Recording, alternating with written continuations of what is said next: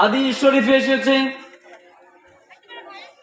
যখন এই কথা বলা হলো, ওনার সন্তানেরা, পরিবার পরিজনেরা বলতেছে, বাবা কি ব্যাপার, আপনি মানুষ মারা যাওয়ার পর কবরস্থ করে জানাজার নামাজ পড়ে, কিন্তু আপনি কেন বলতেছেন তাকে কেন, আপনাকে কেন পুড়িয়ে ছাই করে হাওয়ার মধ্যে মিশিয়ে দিতে, সমুদ্রের পানির মধ্যে, স্রোতের মধ্যে কেন ভাসিয়ে দিতে?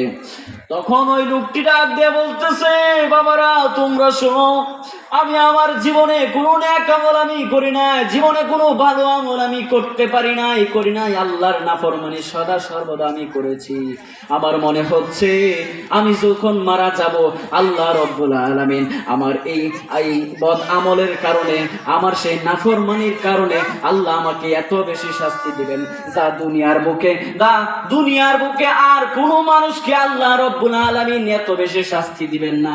যার কারণে আমি ভয়ে আমি তোমাদেরকে ওসিয়ত করে গেলাম, আমি যখন মারা যাব আমার দেহটাকে পুড়িয়ে দিবা, পুড়িয়ে দেওয়ার পর দেহ নদীতে ভাসিয়ে দিবা, হাওয়ার মধ্যে উড়িয়ে দিবা, যাতে করে আল্লাহ রব্বুল আলামিন আমার যেন কোনো বিচার না করতে পারে।